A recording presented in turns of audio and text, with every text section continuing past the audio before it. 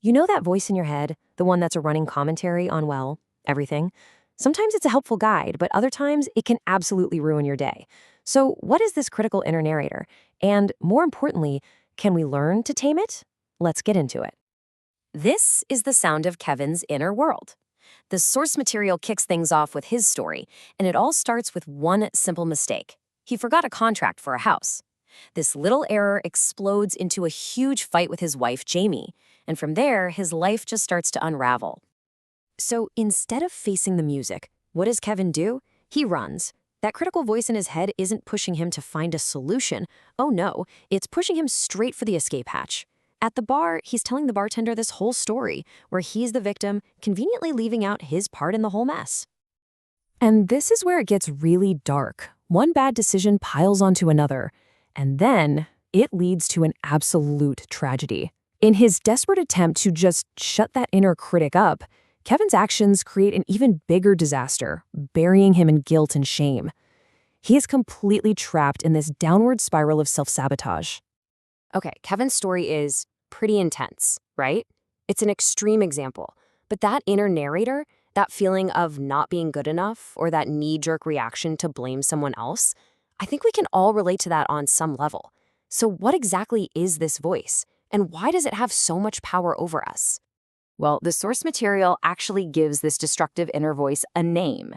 And just being able to name it, that's the first and maybe the most powerful step toward getting a handle on it. So let's meet the monkey mind. It's described as this less evolved, kind of immature part of our thinking. It's the voice that reacts in a split second, absolutely thrives on drama, loves to blame anyone and everyone else for our problems, and of course, keeps a very detailed list of all of our past failures. And what's so fascinating here is how these traits all feed on each other. You see it, right? The blame creates anxiety. That anxiety gets supercharged by remembering every mean thing anyone's ever said, and that all pushes you to react impulsively, which, surprise, just leads to more shame. It's a textbook vicious cycle. And this is basically the script the monkey mind reads from, day in and day out. It's this constant fire hose of blame pointed out at the world and just brutal criticism pointed right back at you. When you're stuck in that loop, it's pretty much impossible to see things clearly, let alone figure out a constructive way forward. So to really get a grip on this internal battle, the source offers up this incredible metaphor. And honestly, it's a total game changer for how you think about all this internal chatter. Okay, picture this. Your life is a movie. You're the star, obviously, but the genre of your movie, is it a high-stress drama, a tragedy, or is it a calm, thoughtful documentary? Well, that all depends on which director you decide to listen to.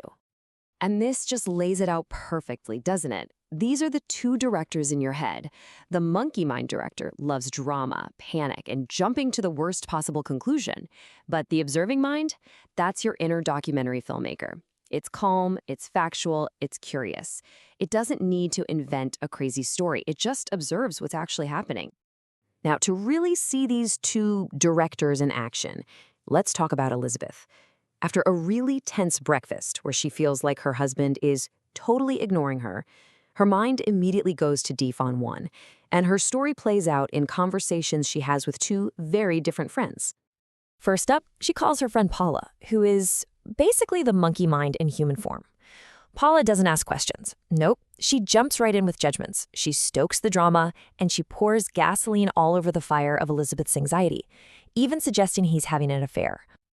But then, Elizabeth calls her friend Sarah, who represents the observing mind. And just notice the massive difference here.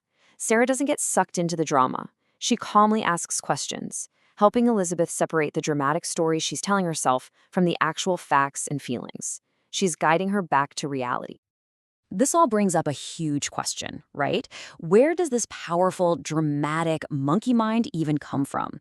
Well, it turns out its roots are often planted a long, long time ago, way before we even know what's happening. Our internal programming is built in stages, and it starts really early. As little kids, we're like sponges, just absorbing all these messages and feelings from the adults around us. And if those messages are consistently critical or shame-based, they start to harden into core beliefs we have about ourselves. Fast forward to adulthood, and we end up reacting to the world based on that old programming. The source uses this really powerful comparison between two families.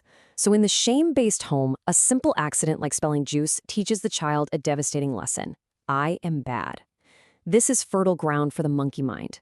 But in the acceptance-based home, breaking a plate teaches a totally different lesson. I made a mistake. See the difference? That fosters the observing mind. And this brings us right back to Kevin. His inability to open up to his wife, it's not random. It is a direct echo of his childhood, of being told over and over by his father that showing emotion was a weakness that would be punished. Our adult struggles are so often just echoes of these old programs. Okay, so we've put a name to the monkey mind, and we've got a pretty good idea of where it comes from. Now for the most important part, the path forward. Because recognizing the voice is one thing, but what do we actually do about it?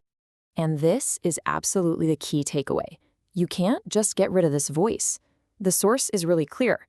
The goal isn't to kill the monkey mind. It's just to demote it, to take away its power. It's about learning to recognize it when it pops up, question its drama, and choose not to let it be the director of your movie anymore.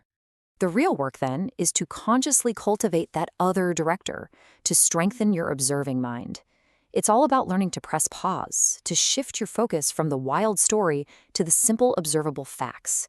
To ask yourself, just like Sarah did, okay, forget the story, what am I actually feeling right now? And that right there is the huge difference between reacting and responding. And that really brings it all home. Just having this awareness gives you a choice.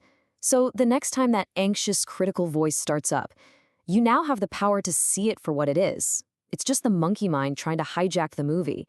And you get to be the one to decide, which director will you listen to?